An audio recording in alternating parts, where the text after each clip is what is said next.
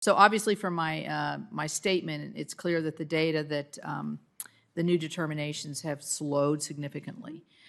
What steps are you taking to improve the pace at which these new chemical determinations are issued? Appreciate the question, and it's certainly true that our new chemical reviews have been slow for more than 5 years, and we have just about the same number of chemicals that are waiting for EPA approval than has historically been the case over the past several years. I will note we also have 15% of a smaller staff because 15% of the new chemicals risk assessors were permanently moved into the existing chemicals risk evaluation division towards the end of the last administration. So from day one, we actually had less than what both the Obama administration and the Trump administration had for new chemical reviews. That said, I completely agree that EPA has responsibilities. It's not just about asking Congress for money and continuing to do things the same way. And I 100% agree with you. So there's a number of things that we've done already. One is the biofuels initiative that we rolled out a couple of months ago, where we streamlined the review of those types of chemistries because we had several dozen different biofuels applications in front of the agency. And we realized that by creating a dedicated team where the same people were always reviewing that type of chemistry, and by streamlining the review of those chemicals, we could get more of them out the door more quickly than if we treated every one like its own new thing over and over again. And we'll be expanding that type of initiative into other sectors in the coming weeks and months. We're just trying to sort of narrow our focus there. I think one thing that we've noticed over the years is that companies often don't give us everything we need to do a risk assessment that they feel reflects the real world conditions. Okay, so let me stop you right there because isn't that on everybody's plate there? Why are they not giving you what you want? Are you telling them what you want in a timely manner so you can hit these deadlines? So I think we're realizing that's part of the problem. The problem is us. I think that so we did an analysis of why we have to rework so many risk assessments. And it turns out that, what happens is sometimes after a couple of months, a company will come and say, oh, no, I'm not planning on releasing this to water, or, oh, I'm not making it this way. Your risk assessment's wrong.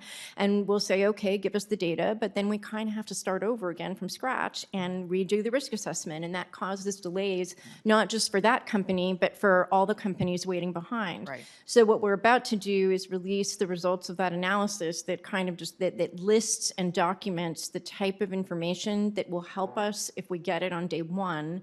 And we're going to do some pretty aggressive and proactive outreach to companies to make sure that they understand what our data needs are. And we're really hoping that that helps us work more quickly as well. Well, I do know that you've had a lot of outreach to companies and that there's a very open door there. So that's very much appreciated by everybody.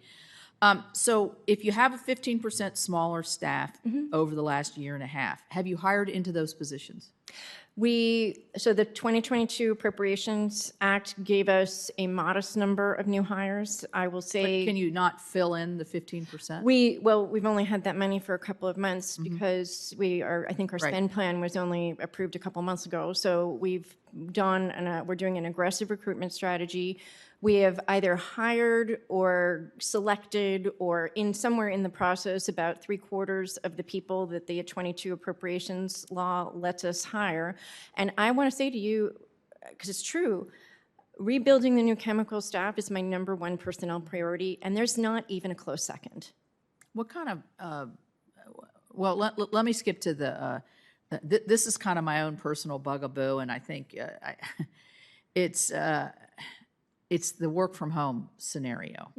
So EPA's YouTube channel on April 22nd had a YouTube that said EPA Future of Work, Tips and Tricks, and I've talked to the EPA administrator about this, returning to work. And you said in that, I'm so looking forward to meeting as many of you as I can. What does that mean? Have you not met them?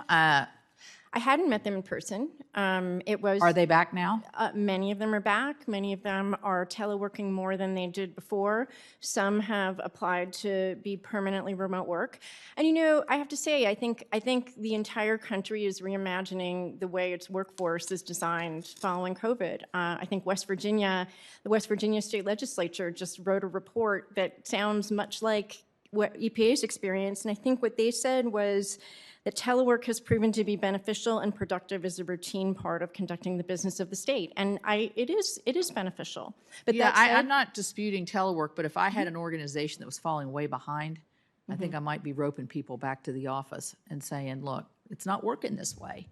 And I understand it's a capacity thing, and I'm not here to beat up on you. I want to help. I want to help the situation, move it quicker, like you do. But I did find that, when you have that lack of connection, there's also a lot of stories out there. The lack of connection in work, or people doing other things at certain times of the day when you're principally engaged is a problem. But you're right, that's a bigger problem than what's going on in your office. But I agree with you. It's been great to meet my staff in person. There are intangible benefits associated with in-person meetings and just sort of walking down the hallway and seeing people. I've really enjoyed it. I mean, I think, let me ask about PFAS really quickly, because I know you know a lot about this. There are several definitions, I guess, at EPA on PFAS. Do you think a clear and consistent definition would be useful for the EPA? Thanks for that question. I do think so. So the definition that EPA used in its rule that Congress actually is requiring us to do to collect historic information about the way PFAS is made and used, that definition was first written by my office in 2006 for purposes of the TSCA New Chemicals Program. And we then proposed to use that definition in that rule, and after we proposed it, the OECD, an international organization, proposed a much broader definition. So we're now kind of looking at the public comments that we got on that rule, and we're looking to see, what a more robust definition might look like, and whether we should be adding additional PFAS to our original proposal for that rule. I mean, I think uniformity obviously is easier, and if you're having issues with meeting deadlines and having clear roadmaps are always much more beneficial. But apparently, at Rodica Fox, when she testified before the committee, said that EPA was not going to be developing a uniform definition. So I've go over my time, and I see we have some other members here, so I'll stop here, and maybe we can get back to this. I wouldn't. Go ahead. Get 30 seconds here. Sure. So I think what OECD said was they created a really broad definition for PFAS, and then said that individual regulators might do different things. And so, for example, a definition that would work for the water office would properly be focused on PFAS that would be expected to be in water, whereas a definition that worked for the TSCA office might be one for PFAS that are expected to be manufactured and processed. So I do think there'll be some differences, but I think it's important to think about what we all mean when we say that something is or is not a PFAS. I just wanted to clarify, I think you addressed this when you talked about the how you're going to handle the PFAS issue. But I was wondering, do you intend to utilize a tiered approach? I think you said you would, to classifying PFAS by categorizing and prioritizing them based on different physical properties and hazards. Is that your intention? Yes, we are. Okay. And I think that some of the confusion that we hear today is your office's role with PFAS as opposed to the health advisory that came out from the water office. And this, to me, is having had PFAS in our water systems and shut down our local water systems overnight. The risk assessments and the risk communications are so extremely important.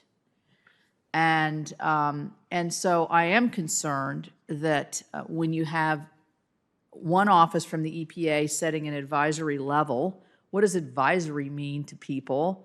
It means that if you're in that area, that it's unsafe, and they're planning to come out with a safe drinking level water, which is going to be higher than the advisory level. So, I mean, I know this is not your problem, but it is your problem because it is a chemical. And I don't know, how do you message that to people when you're trying to tell them what's safe and what isn't? I think I think you're absolutely right that risk communication is important. And as a science-based agency, we often speak scientifically and don't do as much work as we should, speaking for my part of the agency, at sort of translating into words that people can really understand and access. I think, though, on the drinking water side, it's not that different from the lead rules, right? Because the maximum contaminant level goal for lead is 0, because it's generally accepted that there's no safe level of lead. The rules do factor in detection limits and treatment techniques and other things that present realistic, or represent barriers to actually getting to 0. And I feel like the agency managed that risk communication well, and I have confidence that the agency can also succeed in the PFAS space. Okay, I'm concerned because obviously what Senator Kelly was getting to is on the health advisory level, we can't measure that low. And so how do you know? You don't. Yeah. Let me ask you about the PPE, because I mentioned it in my statement with OSHA. And I think there's some concern that you're drifting into OSHA regulations where making assumptions that people aren't wearing PPE, so a chemical may not be safe in a water, but if they're fully gowned up and have protective equipment, it's safe to be in and around. How do you,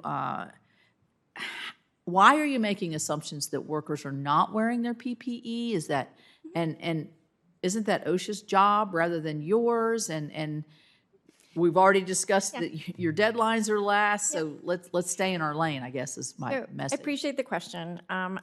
So first of all, the law tells us to look at potentially exposed and susceptible subpopulations, and that clearly has to include workers.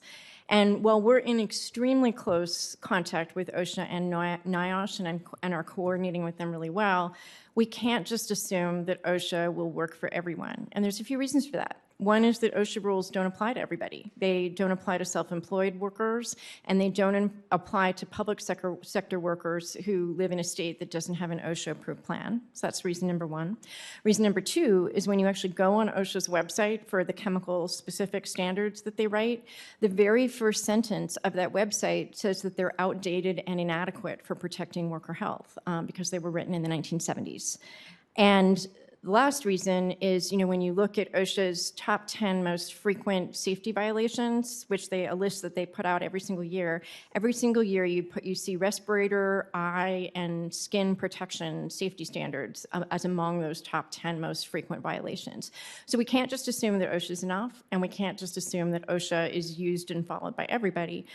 But this is where that risk communication point you just made is so important, because we know that a lot of companies, especially the larger manufacturers, go beyond what OSHA requires them to do when they're looking out for their workers, and we know that.